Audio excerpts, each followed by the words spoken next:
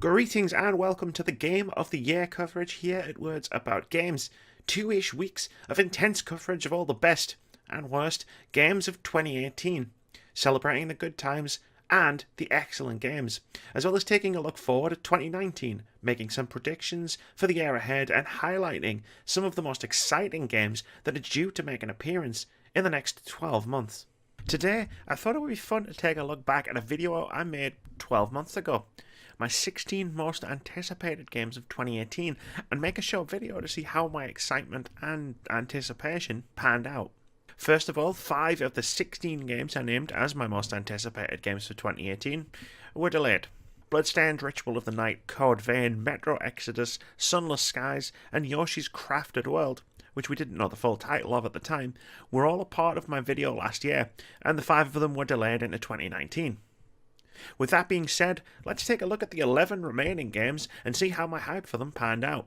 Starting with A Way Out, a game I was excited for 2 reasons: the unbridled passion and entertaining shenanigans of game creator Joseph Fares, and to see how a narrative adventure game completely built around 2-player co-op would work.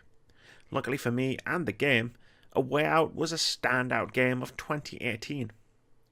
Sitting down to play through the entire game on a single stream was one of my highlights of gaming in 2018. Myself and Keith both absolutely fell in love with the game and the way it told its story via split-screen co-op. What could potentially have been weird or awkward was actually a tremendously inspired narrative-driven experience with brilliantly designed gameplay centered around having someone sitting with you the entire time you played it, propelling the game onto my top 30 games of 2018 list at number 14. Next up was Dead Cells, which was a little bit of a cheat for me adding it to my most anticipated games of the year list.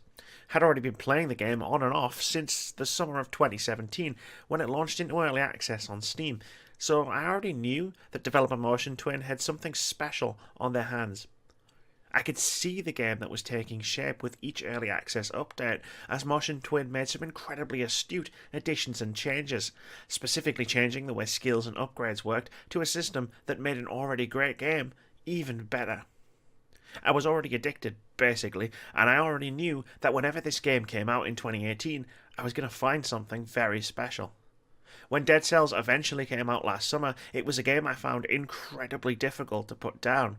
And even though I never found my way past having one boss cell, I still sunk dozens upon dozens of hours into running the game and still find myself booting it up occasionally for a quick run or 3, which is why it ended up on my top 30 games of 2018 list at number 2. Dragon Quest XI was the next game on my list, a game I'd been hotly anticipating after it launched in Japan to rave reviews. After playing Persona 5 in 2017, which was my overall favourite game of the year, I was hungry for more JRPG goodness, and Dragon Quest XI looked like it could deliver just that. Unfortunately, while it was a very competent game, it was one I didn't progress too far in, as its story and world didn't really grab me in the way I was hoping. It was a fine game with a pretty good combat system, but after recording my impressions video for it, I didn't really have any desire to carry it on, and dropped it pretty quickly. One pick that didn't turn out so well was my next game, Kingdom Come Deliverance. Pre-launch, I'd been following the game with some interest. After years and years of fighting dragons and skeletons and casting magic spells in my fantasy RPGs, I was down for a medieval RPG with a purely historical setting, and Kingdom Come looked like it could deliver a very different type of RPG experience. A very different type of RPG experience was definitely something I got with the game, but not the one I was hoping for. Even setting aside the cavalcade of bugs, glitches, and strange design choices I was met with as I attempted to play through it, I found Kingdom Come bogged down by a series of mechanics that meant I was doing busy work more than I was actually playing the game itself. Throw in a messy combat system that I greatly disliked, and Kingdom Come actually made its way into my list of most disappointing games of 2018. Laser League was another game that didn't quite turn out how I'd hoped.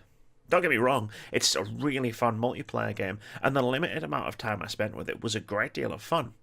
But it wasn't quite the Overwatch killer I'd hoped it would be, Overwatch being my gaming group's go-to multiplayer game at the time. Despite the game even hitting Game Pass midway through 2018, it wasn't something I or any of my friends really went back to beyond that initial launch period. It's a fun game though, and I do intend to hit it up again if I ever manage to clear enough space in my schedule. Mega Man 11 was similarly another game that I enjoyed for the time that I played it, without ever really falling in love with it. I'm still incredibly happy that Capcom have finally brought the Blue Bomber back, and I'm looking forward to many future entries in the series. Where Laser League just didn't grab me in the way I thought that it would, Mega Man 11 missed out on a place in my top 30 games of 2018 just due to the sheer volume of fantastic games that came out last year. It's a really good game, especially for fans of the series, or anyone looking for a tough action platformer really, and I'd recommend you give it a shot if it's something that interests you.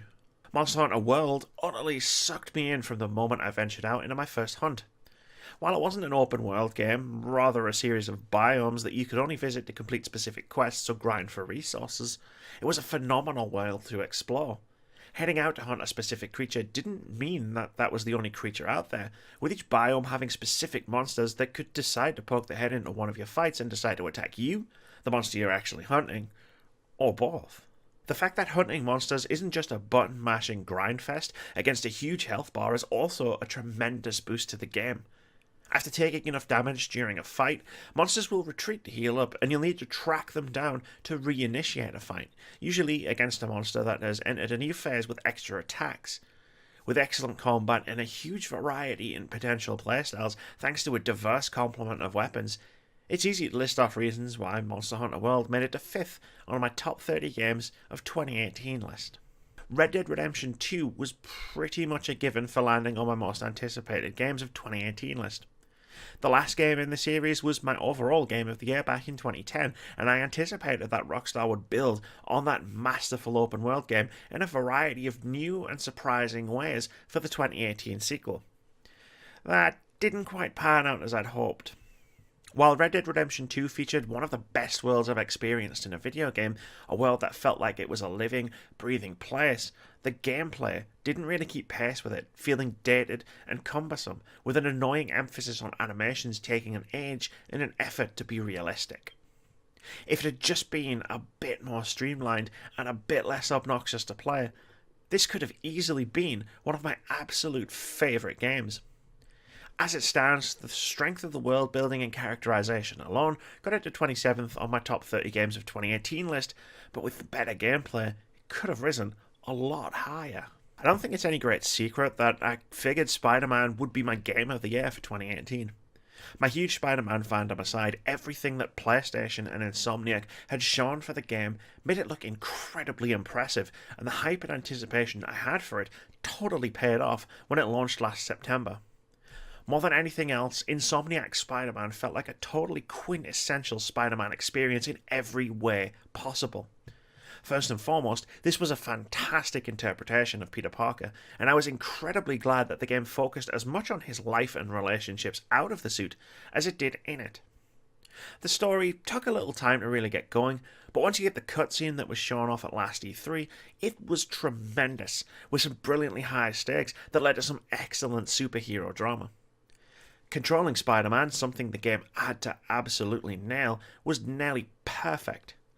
Swinging through New York City is such a joy that you'll never want to actually use fast travel, instead just swinging however far you need to go to reach your next objective.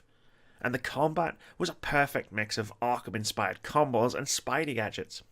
The game ended up being 3rd on my top 30 games of 2018, not quite Game of the Year, though that had more to do with the quality of the games ahead of it than anything else. Second and last, we had State of Decay 2. The original State of Decay passed a lot of people by, though those that really got into it absolutely fell in love.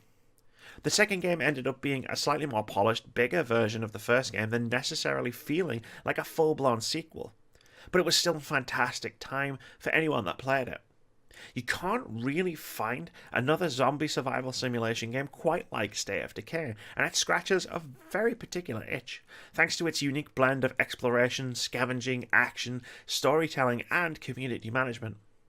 It's on Game Pass, so you should absolutely give it a try, because if it's your kind of thing, I guarantee you'll get hooked on the game that ended up 20th in my top 30 games of 2018. Lastly, we have Vampyr, which mostly ended up on my anticipated games of 2018 list because I was desperate for a worthy vampire RPG I can call the spiritual successor to Vampire the Masquerade Bloodlines. Even from watching pre-release content from shows like E3, I was skeptical about the combat, which always looked a bit ropey, but I figured if Vampyr could deliver on the role-playing side of things, then I'd forgive it enough for finally giving me a vampire game I'd been craving since 2004. Sadly, I'm still waiting for a game to satisfy that craving. Vampyr was a bit of a letdown in both combat and role-playing categories, with its approach to morality being a very interesting idea that was let down in execution due to the fact that its world, characters, and protagonist were quite dull.